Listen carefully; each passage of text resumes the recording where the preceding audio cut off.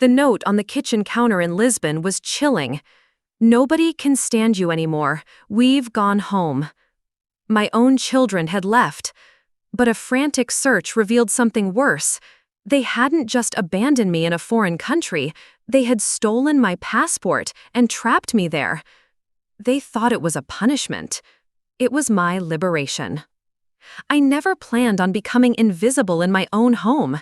It wasn't a conscious decision, it happened gradually, like watching a photograph fade in the sun until the person you once were is just a pale outline. For 25 years, I was Eleanor Vance, wife to Richard, a successful architect, and mother to two bright, beautiful children, Michael and Jessica. My life was a well-tended garden, defined by their needs, their schedules, their triumphs.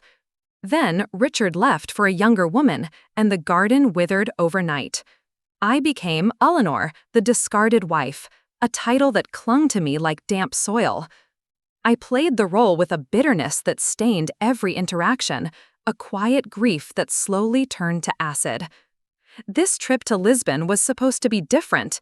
It was a gift from my children, a grand gesture meant to reset our strained relationship, to pull me from the wreckage of my old life. Instead, it became the stage for my final erasure. The argument began, as they always did, over something trivial. I'd made a passing comment about the overwhelming crowds in the Praça do Comércio, the bone-deep exhaustion that had been my constant companion since Richard's departure. The complaint, small as it was the spark that ignited their long-simmering frustration. "You're only good for complaining and ruining our happy moments, Mom," my son Michael shouted, his face contorted into a mask of fury I had never seen before. He was 25, a young man on the cusp of his own life, and in his eyes, I was an anchor holding him back. His sister, Jessica, always the more sensitive one, stood beside him, her voice choked with tears. "We work all year to take this vacation, and you can't even pretend to enjoy it for our sake." Their words cut through me like 1,000 tiny blades. They weren't wrong, not entirely. The truth was, I wasn't pretending. I was drowning, and they were tired of throwing me lifelines that I refused to grasp. I retreated to my rented room, the echo of their disappointment a familiar, painful drumbeat against the walls of my heart. In that moment, I saw myself as they saw me, a burden, a black hole of sorrow that threatened to swallow their joy. I had become so defined by my loss that I had forgotten who I was before I became someone's wife, someone's mother, and then, finally, someone's bitter ex. The woman who had once loved art museums, who could translate French poetry, who found joy in the simple act of a long walk through Boston Common, she was gone, buried under layers of resentment and self-pity. I had been discarded like an old, outdated book, and my own children were now embarrassed to be seen with me. That night, I didn't just feel invisible, I felt like I deserved to be. The morning after the fight, a hollow silence filled our rented apartment in Lisbon, a silence so profound it felt like a physical presence. Sunlight streamed through the windows I hadn't bothered to close, illuminating the dust motes dancing in the air and the single empty wineglass on my nightstand, a sad monument to my failed attempt to numb their words. I had lain awake for hours, the argument replaying on a loop, each syllable a fresh wound. But with the dawn came a fragile resolve. I would apologize. I would try to explain the grief that had become my second skin, the exhaustion that clung to me like a shroud. I would make them understand. I swung my legs out of bed, rehearsing the words as I pulled on a robe. "I'm sorry, I haven't been myself. Let's start over." The children's room was just down the hall, its door slightly ajar. It was eerily quiet, too quiet. My heart began a slow, heavy thud against my ribs. I pushed the door open, the apology dying on my lips. The sight that met my eyes stopped my breath. Their beds were empty. Not just empty, but stripped bare, the mattresses stark and white. I rushed to the closet, yanking the door open. A row of empty hangers swayed gently. No suitcases, no clothes. Panic, cold and sharp, seized me. "Michael? Jessica?" I called out, my voice a thin, reedy sound that was swallowed by the emptiness of the apartment. That's when I saw it. A single sheet of paper on the kitchen counter, weighted down by a salt shaker. I recognized Michael's neat, architectural script instantly, the same precise lettering he used for his blueprints. The words were just as clinical, just as cold. "Nobody can stand you anymore. We've gone home. Don't bother looking for your passport or your ticket. Figure it out yourself for once." The world tilted, the solid floor beneath me suddenly unstable. I stumbled to my room, a frantic animal searching for its escape route, tearing through my purse, my luggage, the drawers. My hands shook so violently I could barely grasp the zipper on my suitcase. But they were right. My passport was gone. My return flight ticket, tucked neatly inside its folder, was also missing. My own children, the two souls I had nurtured from infancy, the lives I had built my own around, had not just left me, they had deliberately and methodically abandoned me in a foreign country, stripping me of my ability to follow. I sank to the floor, the cruel note crushed in my fist, the paper biting into my palm. A single question began to clang in my head like a broken bell, over and over again. What kind of mother was I that my own children would do this to me? For hours, I remained on the cold tile floor, trapped in a relentless cycle of shock, rage, and a profound, hollow grief that felt bottomless. I was 52 years old, a woman stranded in a city where I didn't speak the language, with a dwindling supply of cash and no legal way to leave. The initial shock gave way to a frantic, desperate need to connect, to undo what had been done. I tried calling them. 12 times. Each call went to voicemail, a digital tomb for my escalating pleas, my sputtering anger, my raw, terrified questions about their safety. There was no answer, only the cold, indifferent silence of the network. Finally, my phone buzzed with an incoming text. It was from Jessica. My heart leaped with a desperate hope, which was immediately crushed by the clinical cruelty of her message. "The rent is paid until the end of the week. We've left enough cash for you to get by until then." A small mercy wrapped in the most profound insult. This wasn't an act of impulsive anger. It was a planned, calculated extraction. They hadn't just left me, they had provided for my abandonment, like setting out a bowl of food for a stray animal they no longer wanted in the house, but didn't have the stomach to starve. The shame was a physical weight, pressing down on my chest, making it hard to breathe. It was a humiliation so deep it felt like it was rewriting my DNA. When the friendly landlord called to check if we needed anything, I couldn't bring myself to speak the truth. The words, "my children abandoned me," were impossible to form. So I lied, the lie a flimsy shield against the unbearable reality. "Everything's fine," I said, my voice sounding foreign and brittle, a stranger's voice coming from my throat. That night, I lay awake again, this time staring into a different kind of darkness. The frantic question of why had exhausted itself, leaving behind the stark, terrifying question of what now. The Eleanor they had abandoned would have crumbled. She would have called Richard, her ex-husband, weeping and begging him to fix it, to rescue her, to restore order to her shattered world. But as the hours ticked by in that silent apartment, I felt something else stirring in the wreckage.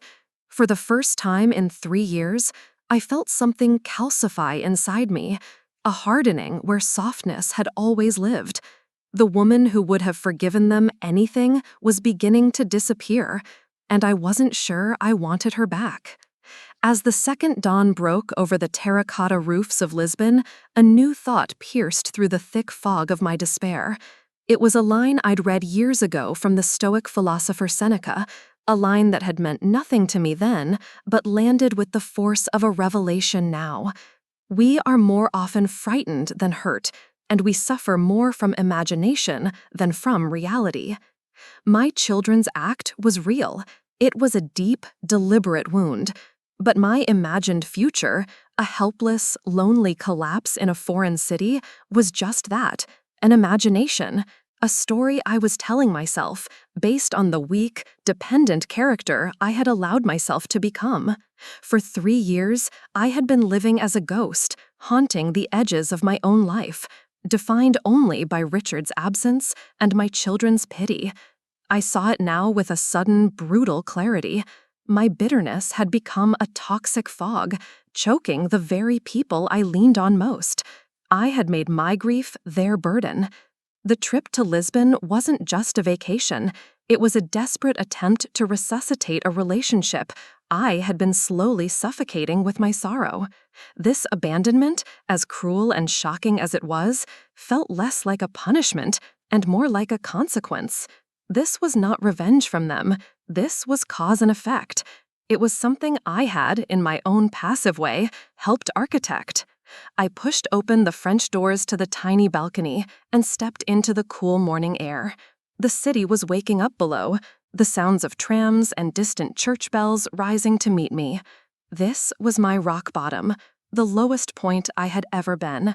But as I leaned on the cool iron railing, another thought, quiet but insistent, emerged. What if rock bottom wasn't a grave?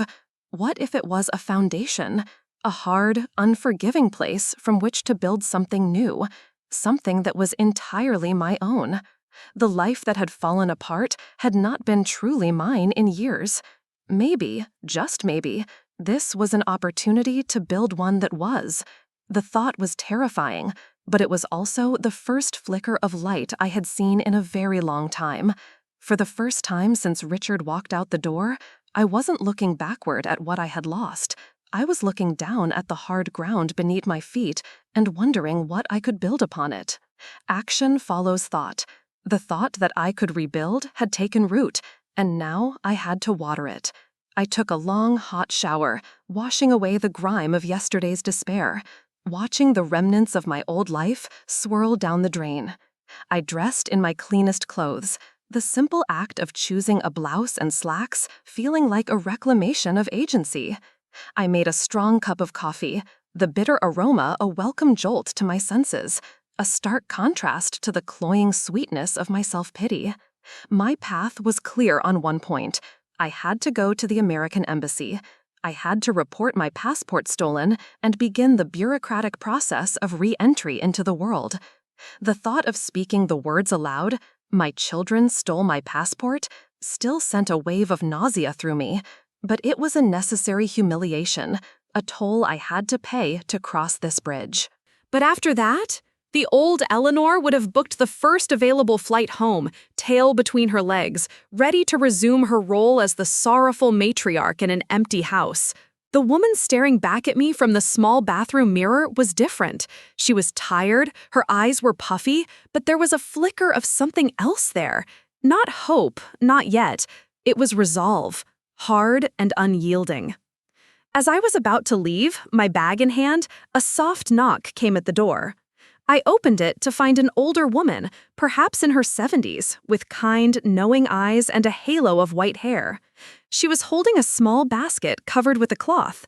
"Bon dia," she said, her English heavily accented but warm. "I am Alisa, from downstairs.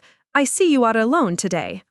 Her simple observation, offered with gentle curiosity rather than pity, almost undid me. It was the first time in 2 days anyone had truly seen me. "Yes," I managed, my voice thick. They had to return home suddenly."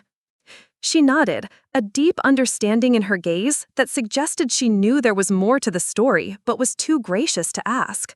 She pressed the basket into my hands. It was warm. "Lisbon is good for healing hearts," she said softly, her words a balm on my raw nerves. Come for dinner tonight. Apartment 2B. No argument. Before I could respond, she gave a small smile and was already heading back down the stairs, leaving me standing in the doorway with the warm basket and an unexpected invitation from a stranger. I closed the door and leaned against it, the rich aroma of freshly baked bread filling the apartment. It was the first act of uncomplicated kindness I had received in years, and it felt like a lifeline. Clutching the still warm bread from Elisa, I felt a strange sense of calm descend. The panic had receded, replaced by something cold and clear. My children thought they were teaching me a lesson, punishing my unhappiness with an act of supreme cruelty. They fancied themselves the architects of my comeuppance. What they failed to understand is that I, too, could be an architect. I would be the architect of consequence. Fueled by this new, icy resolve, I pulled out my phone and opened my banking app. It was a joint account, one I shared with Michael for emergencies.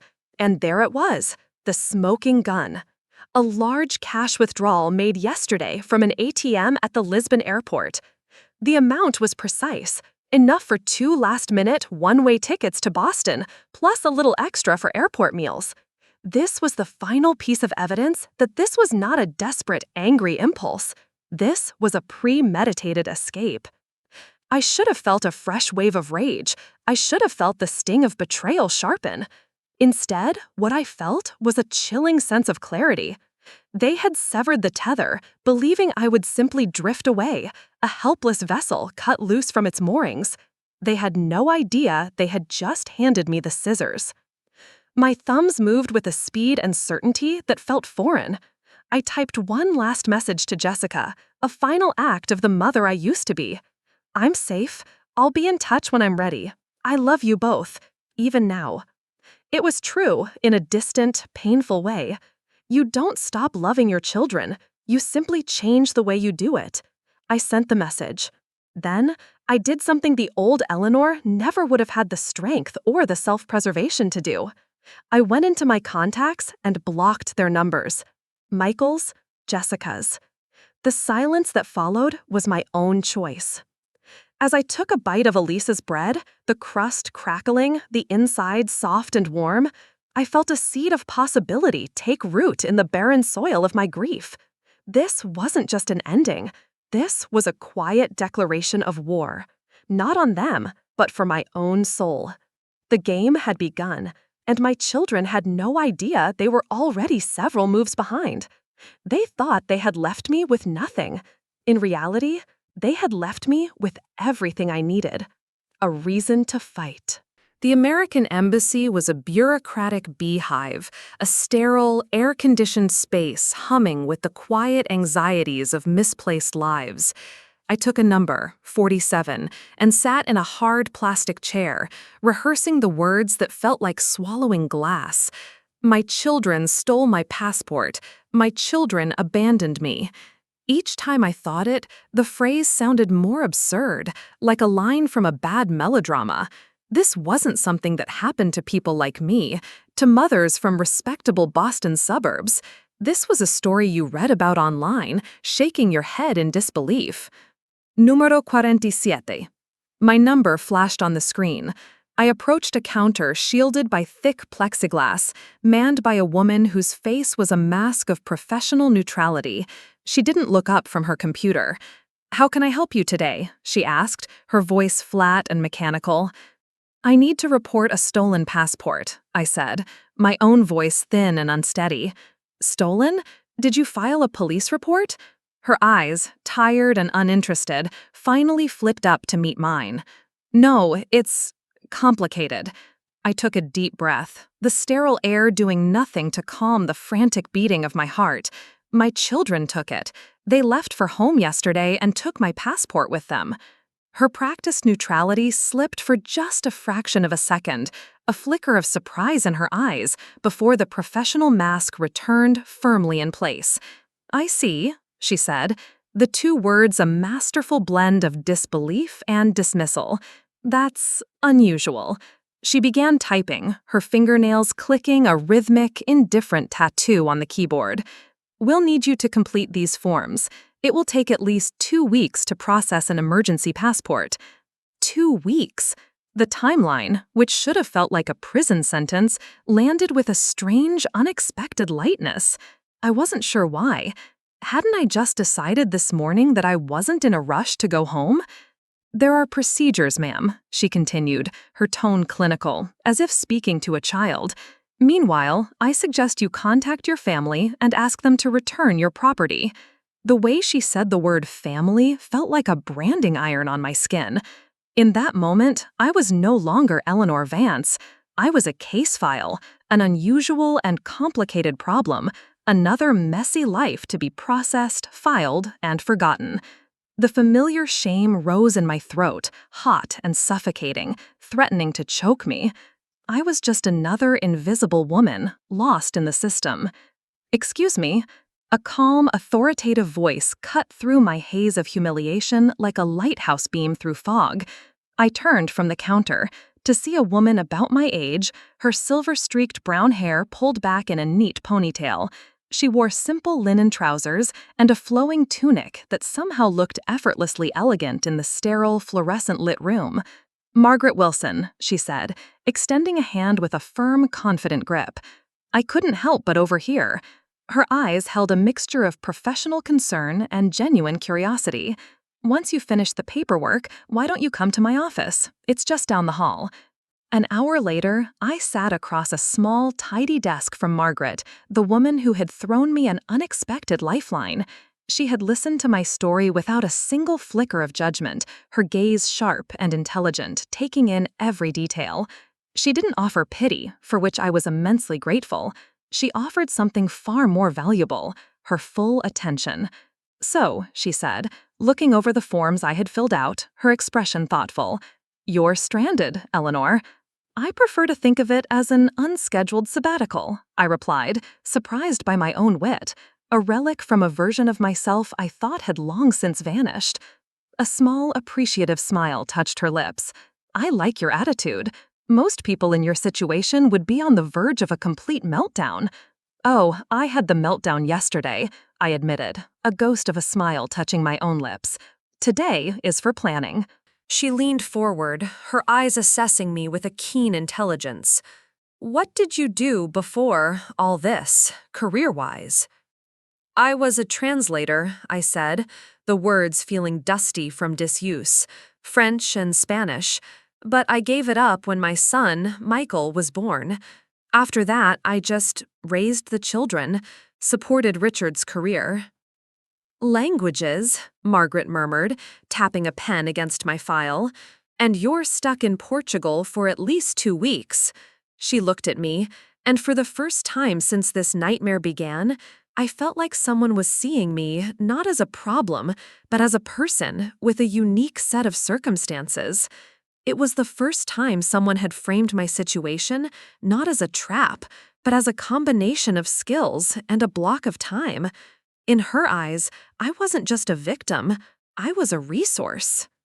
Margaret leaned forward, her expression shifting from empathetic listener to sharp-witted strategist. "I have a friend," she began, her voice taking on a conspiratorial tone, "a woman named Pilar who runs a small winery just over the border in Spain. It's called Viña del Alma, the Vineyard of the Soul. She caters mostly to American and British tourists, and she's desperate for someone who speaks fluent English and can learn the business quickly. It's a temporary position, but it comes with room and board." I stared at her, the words taking a moment to register. A job. It was the last thing I had expected to come out of this humiliating ordeal. But I don't know a thing about wine," I stammered, my old insecurities rushing back in. Margaret laughed, a warm, genuine sound that filled the small office. "Neither did Pilar when she started. Now she owns the place. She's a survivor, Eleanor. She recognizes another one when she sees one." The compliment, so unexpected, landed with surprising weight. A survivor? I had never thought of myself that way. Victim, yes, but survivor? She scribbled a name and a number on the back of her business card and pushed it across the desk. "Call her. Tell her Maggie sent you. It would get you out of this expensive city, give you something to do, a purpose while you wait for your passport. You said it yourself, she added, her gaze piercing. What's the rush to go home to an empty house? Her words resonated with a powerful, undeniable truth. What was waiting for me in Boston? The ghost of a life I no longer had. A house full of memories that were now more painful than comforting. Children who clearly wanted nothing to do with me. Here, in this small, immaculate office, a completely unexpected door had opened. A fork in the road had appeared where I thought there was only a dead end. One path led back to the familiar, suffocating comfort of my misery. The other led to a place I'd never heard of, a job I wasn't qualified for, and a future that was a complete, terrifying unknown. The choice was petrifying. It was also the first real, significant choice I had made for myself, not for my husband, not for my children, but for me, in over 25 years. And for a woman who had been invisible for so long, the thought of being seen, of being chosen for a role other than a suffering mother, was a revolutionary concept. 2 days later, I was on a train hurtling east, crossing the sun-baked plains from Portugal into Spain. My last night in Lisbon had been spent at Elisa's apartment, sharing a simple meal of roasted fish and potatoes, and communicating through a mix of my rusty Spanish, her broken English, and a great deal of gesturing. She made me promise to write. I had called Margaret's friend, Pilar, my heart pounding with a nervous energy I hadn't felt in years. Her voice on the phone was warm and energetic, her English accented but clear and quick. A friend of Maggie's? Yes, of course. Come at once. The harvest is starting. We need all the help we can get. There was no hesitation, only an immediate, unconditional welcome. Now, as the urban sprawl of Lisbon gave way to rolling hills draped with olive groves and vineyards, I felt a strange sense of liberation. For 25 years, I had been defined by my relationship to others. I was Richard's wife, then Michael and Jessica's mother. Even after Richard left, my identity was shaped by his absence. But on this train, no one knew me. I was just Eleanor, a woman with one suitcase and a story no one here had read. The anonymity was thrilling. Pilar met me at the small, dusty station in an equally dusty pickup truck, her wild, curly hair escaping from under a wide-brimmed hat. She was a woman who seemed to be in constant, vibrant motion. "Eleanor, welcome to wine country!" she exclaimed, embracing me like an old friend, though we had only spoken once on the phone. The drive to Viña del Alma took us down narrow country roads flanked by ancient-looking stone walls and endless rows of grapevines. As we rounded a final bend, Pilar pointed. "There, that's us." It was beautiful. A collection of rustic terracotta buildings with red-tiled roofs nestled on a gentle slope. Rows of grapevines heavy with ripening fruit stretched out in every direction like green corduroy, and a stone path led to a tasting room with tables set out under a large pergola. It looked peaceful. It looked real. Later that evening, after she had shown me to a small but comfortable room in the main house, Pilar handed me a glass of deep red wine. "A proper welcome," she said with a grin. I took a sip, the rich, complex liquid a revelation on my tongue. It tasted of sun and soil and something else I couldn't name. "It's life in a glass," Pilar said, as if reading my thoughts. Sunshine, rain, the minerals in the earth, the hands that tended the vines, the time spent waiting in the barrel. Everything that happens, good and bad, becomes part of the final story. I looked at her, this dynamic woman who spoke of wine with such passion, and wondered what story I was stepping into. My first week at Viña del Alma was a baptism by fire, a whirlwind of new sensations, new knowledge, and hard physical work. My days began at dawn in the vineyard, my city-soft hands learning the feel of the soil, the texture of the grape leaves. Pilar was a demanding but patient teacher. I learned the difference between the robust, dark-skinned Tempranillo grapes and the more delicate, aromatic Grenache. I learned the earthy, sweet smell of fermenting wine that hung in the air of the cellar, a scent that was ancient and alive. The afternoons were spent in the tasting room. Here, in this sun-drenched space overlooking the rolling hills, something I had long thought dormant bloomed back to life: my languages. Speaking French and Spanish again felt like stretching a limb that had been asleep for 25 years. I discovered a surprising knack for storytelling, translating Pilar's passionate, technical descriptions of terroir and tannins into narratives that captivated the American and British tourists who flocked to the winery. "You're a natural," Pilar said one evening, as we sat on the terrace, sharing a simple meal of bread, cheese, and a bottle of her crisp white Verdejo. I felt a warmth spread through me that had nothing to do with the wine. "I just told them what you taught me," I said. "No," she corrected gently. "You made them feel the story of the wine. That's a gift." For years, my only value had been relational. I was a wife who supported, a mother who nurtured. My worth was reflected in the successes of others. Here, my skills were tangible assets. I was discovering parts of myself I had packed away and forgotten, like treasures in an old attic I had finally unsealed. I found I was organized, a quick learner, good with people when I wasn't shrouded in a fog of my own misery. The bitter, complaining woman my children had abandoned in Lisbon was fading, replaced by someone competent and, for the first time in years, genuinely useful. I had unblocked my children's numbers before leaving Lisbon, a small test for myself. I hadn't heard a word. The ache of their betrayal was still there, a dull throb beneath the surface of my new life. But it was no longer the defining feature of my existence.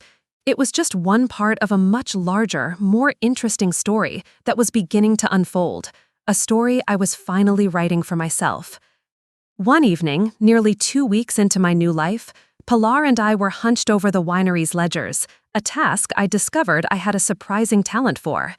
My mind, once cluttered with grief, found a strange peace in the clean lines of the spreadsheets. As we were about to call it a night, her foreman, Miguel, approached, his hat in his hands. "Señora Pilar, Señora Eleanor," he said, his gaze shifting between us. "There is a man at the gate, an American. He is asking for Eleanor." My blood ran cold. Michael? Had he come to apologize? A flicker of the olive hopeful Eleanor sparked within me. But how could he have possibly found me here, in this remote corner of Spain? "I will go," I said, my voice steadier than I felt, my heart hammering against my ribs. I walked down the long gravel path toward the main gate, the setting sun casting long shadows across the vineyard. A tall, familiar silhouette was backlit by the fading light, and my stomach clenched. It was not my son.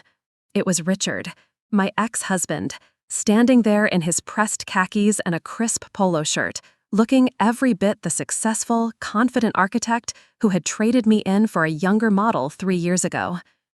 "Eleanor," he said, relief washing over his handsome, aging face. "Thank God. Are you all right?" I stopped a few feet from him, crossing my arms over my chest as a shield. The sight of him, here, in my sanctuary, felt like a violation. "What are you doing here, Richard?"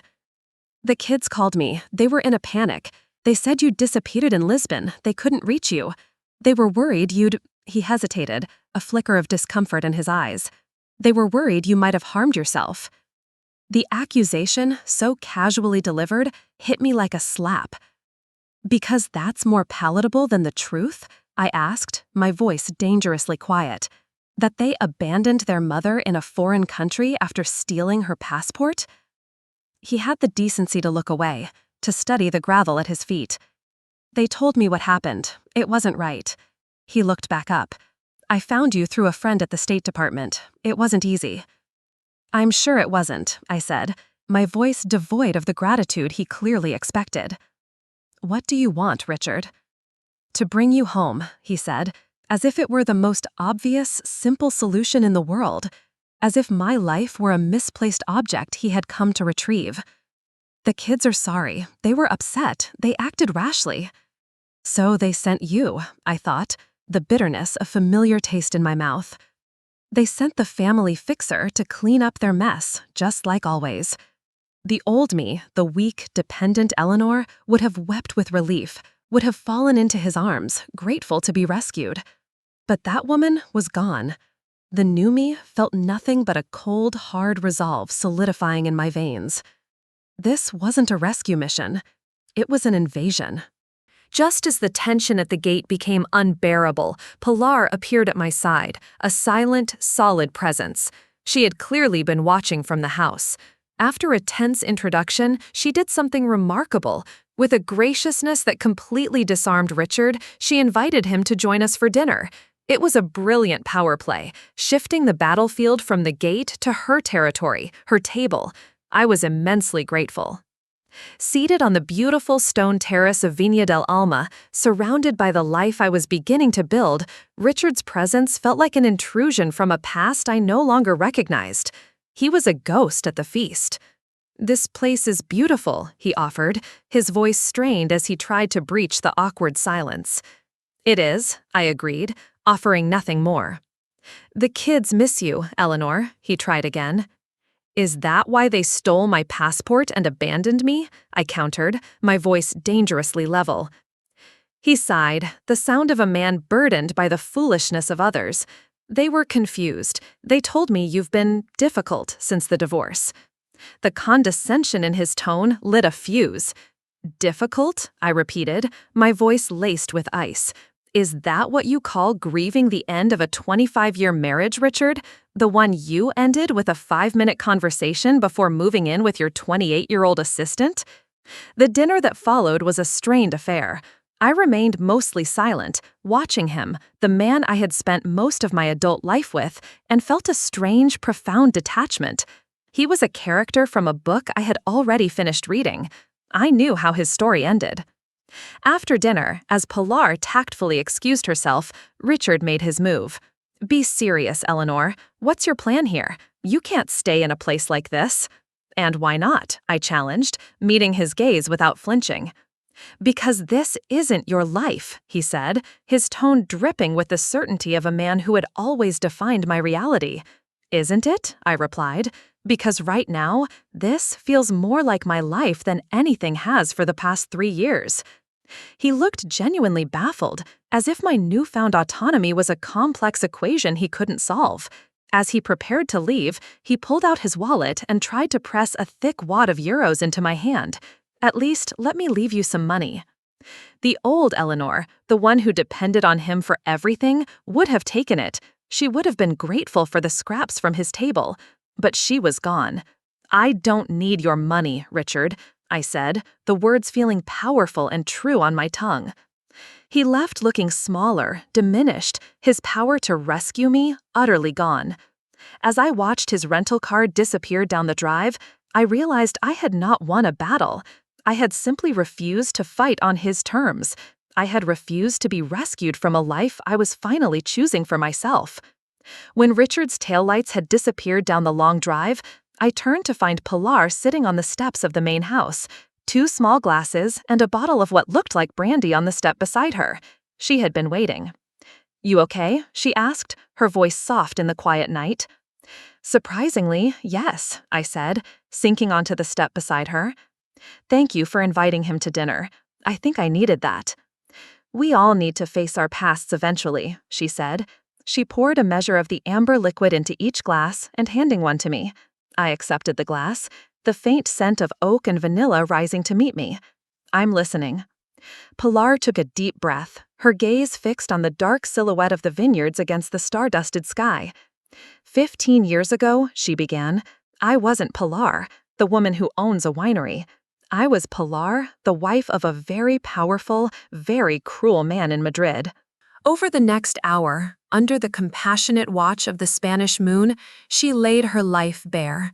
She spoke of a man admired in public but a monster in private, a man who used his wealth and connections to control her, to isolate her, to shrink her world until it consisted of little more than the 4 walls of their opulent apartment. She described her escape, a frantic flight in the middle of the night with nothing but a small suitcase and the cash she had managed to squirrel away. He had retaliated with brutal efficiency, using his influence to freeze her bank accounts, block her employment opportunities, and systematically turn their friends against her with lies and threats. Broken and penniless, she had fled to this rural area, a place where no one knew her or her husband's powerful name.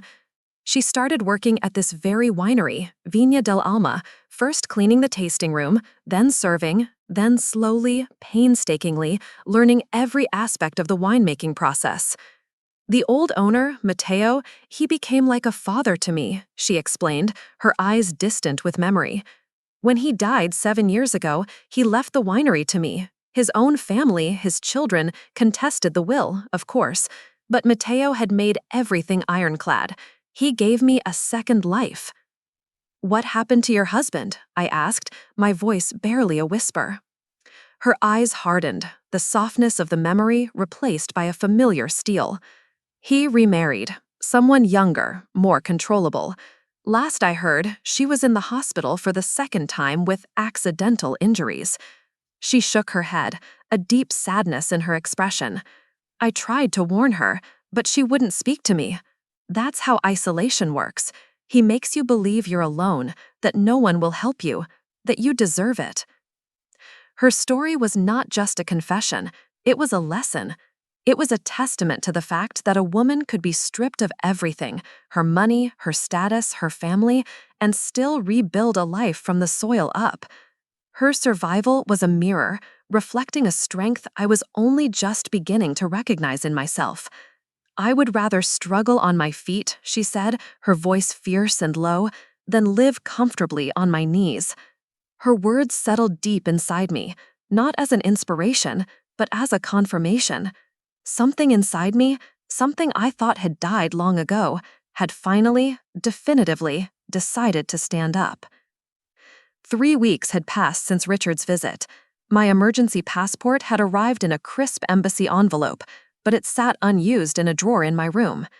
I was no longer a castaway waiting for rescue. I was an inhabitant. I had established a rhythm, a sense of purpose that hummed beneath the surface of my days. I was no longer just surviving. I was building, laying down new foundations, brick by brick. One sun-drenched afternoon, a large tour bus rumbled up the gravel drive, kicking up a cloud of dust. A group of boisterous Americans spilled out, their bright clothes a stark contrast to the earthy tones of the vineyard. I pasted on my professional smile and began my now well-practiced introduction to the history of Viña del Alma, my voice confident and clear. I was halfway through explaining the unique terroir of the region when a familiar voice cut through the air, a voice that stopped my heart. "Mom?" I froze, the words dying on my lips. There, at the back of the group, looking out of place and utterly exhausted, stood Michael and Jessica, my children. Their faces were a complicated tapestry of shock, relief, and the deep-seated weariness of a long and uncertain journey. For a moment, the world seemed to tilt again, the ground beneath my feet threatening to give way. But this time, I held my balance. My professional smile remained fixed in place as I turned to the rest of the tour group. "If you'll excuse me for just a moment," I said, my voice betraying none of the turmoil raging inside me. "My colleague Miguel will be with you shortly to begin your tasting." I signaled to Miguel, who was arranging bottles nearby, and he nodded, understanding flashing in his eyes.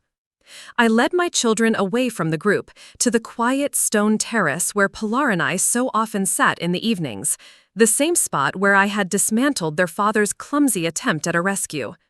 I sat at the wrought iron table and waited for them to join me. "What are you doing here?" I asked, my voice calm, measured, revealing nothing. "Dad told us where you were," Michael said, his own voice strained. "We've been trying to reach you for weeks." "I had your numbers blocked for a while," I stated simply. It was a fact, not an accusation. The space between us was charged with everything that had happened, with the enormity of their betrayal. Jessica's eyes, so much like my own, welled with tears. "Mom," she whispered, her voice breaking, "we are so sorry. What we did was awful. It was unforgivable." I looked at them then, truly looked at them, not as the extensions of myself I had always seen, but as two separate people, two young adults who had made a catastrophic error in judgment. The anger I had felt was gone, burned away, leaving only a cold, hard clarity. Yes, I agreed, my gaze unwavering. It was. Why? I asked, the single question hanging in the warm afternoon air between us. It wasn't a cry of pain, but a demand for an explanation. They exchanged a look, a quick, silent negotiation over who would be the one to lay the anatomy of their betrayal bare. Michael, ever the leader, took the lead. "We were frustrated, Mom," he began, his voice low. "For years, ever since Dad left, you haven't been yourself. You were just sad, all the time, and angry. It felt like every time we were happy, you made us feel guilty for it." Jessica picked up the thread, her voice trembling but determined. "The trip to Lisbon, it was our last-ditch effort, a Hail Mary pass. We just wanted to see you smile, to have fun. But from the moment we arrived, you found fault with everything. The hotel, the food, the weather. It felt like nothing we did would ever be enough to make you happy again." So you committed a felony, I thought, but I held my tongue, letting them excavate the twisted logic of their actions. "So you decided a lesson was in order?" I prompted, my voice devoid of emotion. "Abandonment as shock therapy?"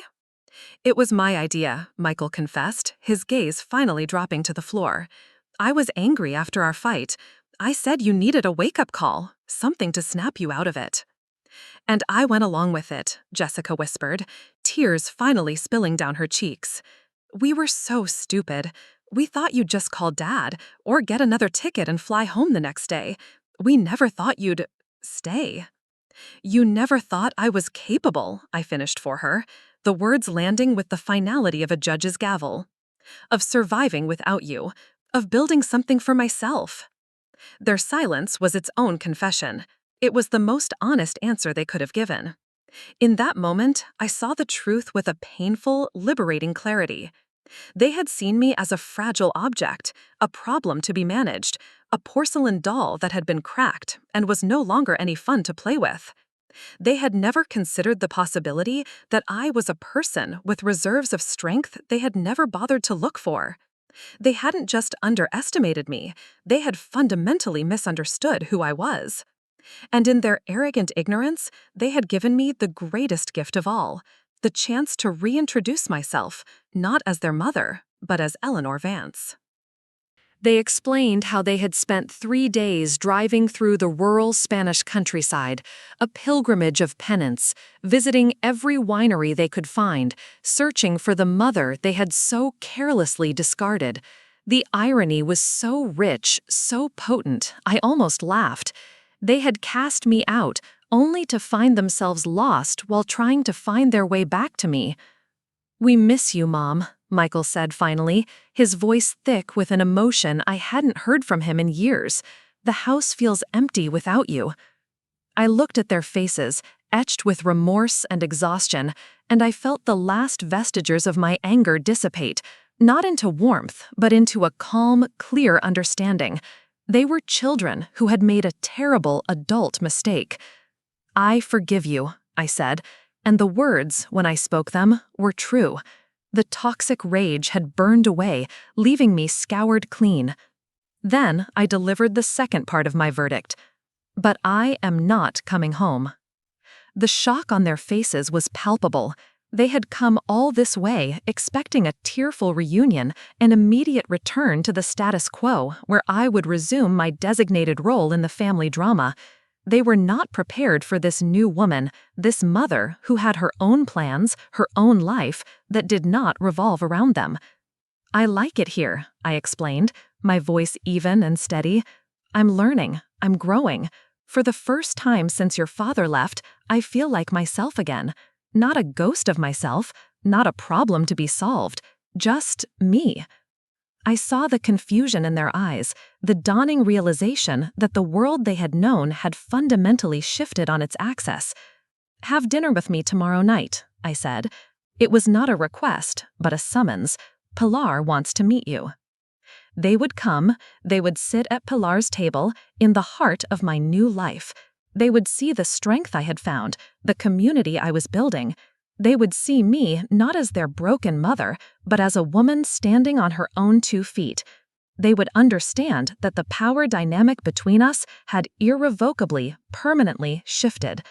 Forgiveness, I was learning, was not about erasing the past or rebuilding burned bridges.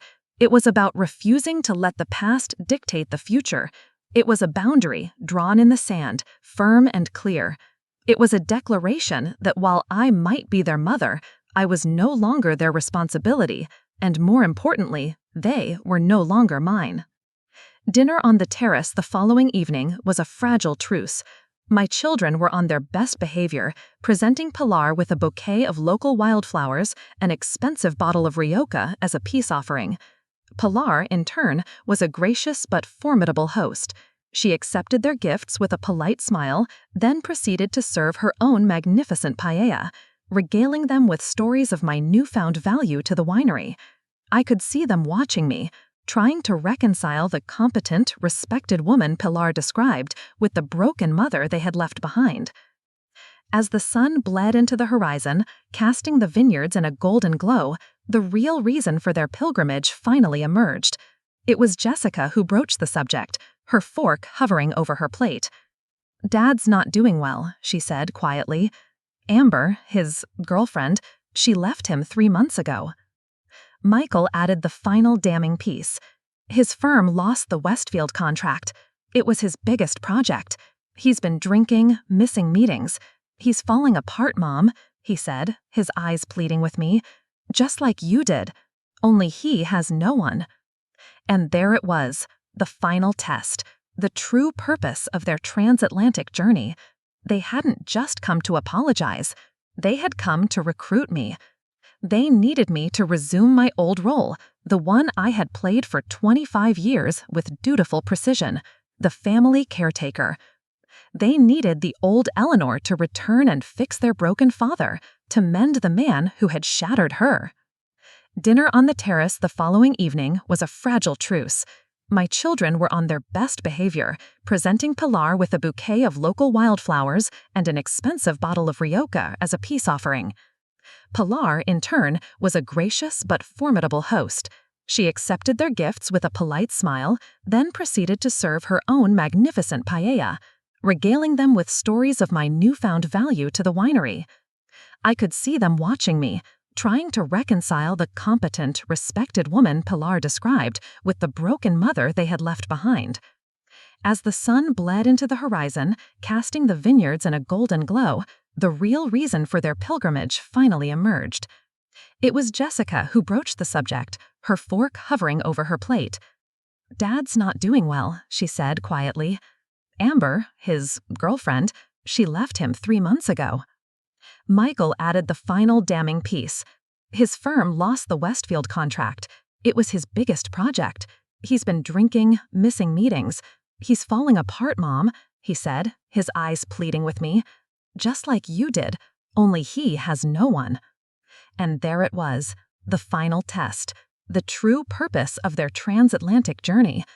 They hadn't just come to apologize, they had come to recruit me. They needed me to resume my old role, the one I had played for 25 years with dutiful precision, the family caretaker. They needed the old Eleanor to return and fix their broken father, to mend the man who had shattered her. I looked at their worried, pleading faces, and I felt a familiar, powerful pull, the ingrained, conditioned instinct to soothe, to rescue, to put everyone else's needs before my own. It was a current that had pulled me under for years. But then I looked across the table at Pilar, at her strong, weathered face, and I remembered her words that had become my mantra. I would rather struggle on my feet than live comfortably on my knees. I took a sip of my wine, the cool liquid steadying me. I met my children's gazes, one by one. "No," I said, my voice quiet but firm, as unyielding as the Spanish bedrock beneath my feet. "Richard's problems are his to solve. My time as his caretaker is over." The silence that followed was not awkward. It was absolute.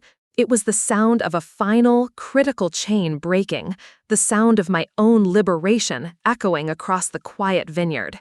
The next morning, I drove them to the train station in Pilar's dusty pickup truck.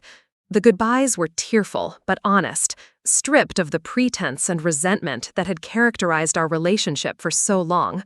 We hugged, a real hug, not the stiff, obligatory embraces of the past few years. "Take care of each other," I told them, my voice thick, "but don't make it your job to fix anyone. Not me, and not your father.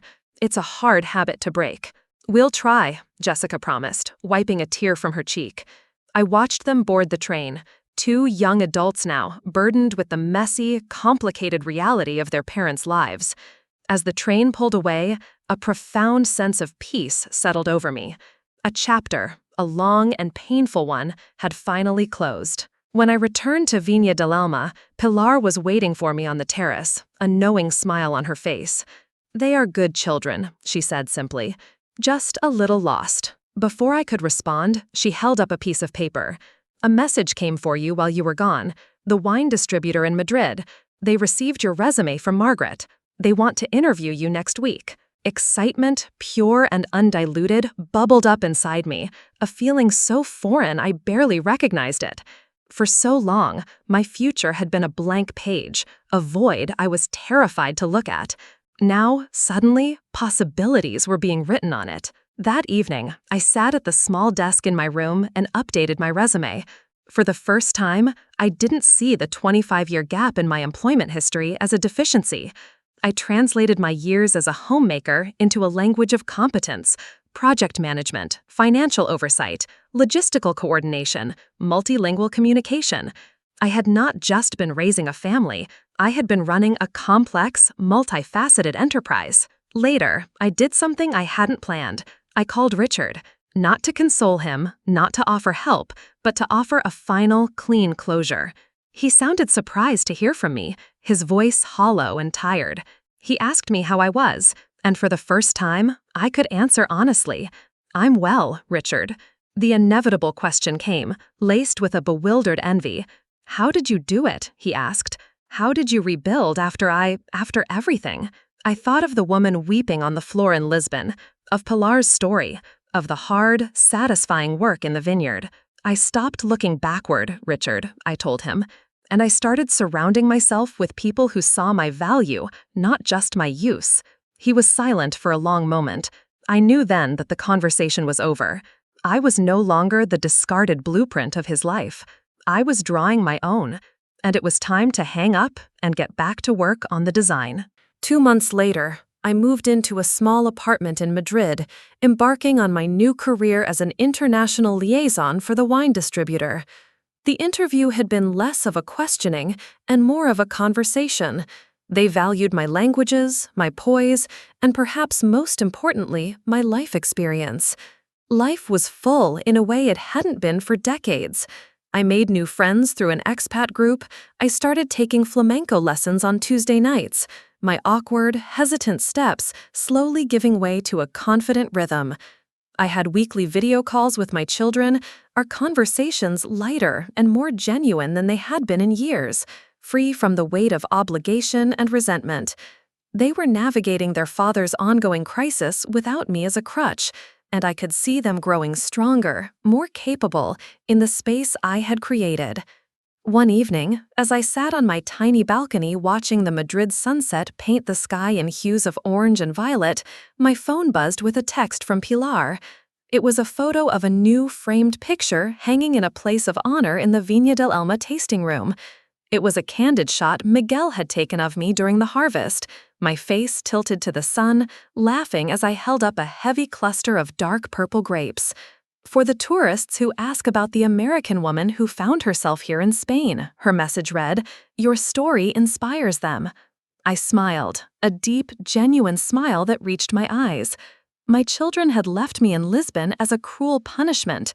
They thought they were discarding an old, broken book, one they were embarrassed to be seen with. They couldn't have known that they were forcing me to write a new one, a story filled with unexpected chapters. The news I had for Pilar, the reason I'd asked to visit her the coming weekend, was that my new company was expanding. They were opening an office in New York City, and they had asked if I would consider running it. It would mean returning to the United States, but not as the same woman who had left. It would mean returning not in defeat, but as a leader, building something new. I hadn't made my decision yet. For the first time in my life, I had the luxury of choice, a choice based not on what others needed from me, but on what I truly wanted for myself. Whatever I chose, I knew one thing for certain. The woman who had been abandoned in Lisbon, the invisible, heartbroken Eleanor Vance, had disappeared forever. In her place stood someone stronger, wiser, and finally gloriously free. And her story was only just beginning. Eleanor's journey from a painful ending to a powerful new beginning is a reminder that it's never too late to reclaim your own story. What would you have done in her place? Would you have returned home? Or would you, like Eleanor, have chosen a new path? Share your thoughts in the comments below.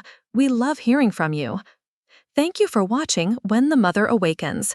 If this story resonated with you, don't forget to subscribe to When the Mother Awakens and hit the notification bell so you never miss a chapter of our stories. Your voice matters, and we look forward to sharing the next one with you.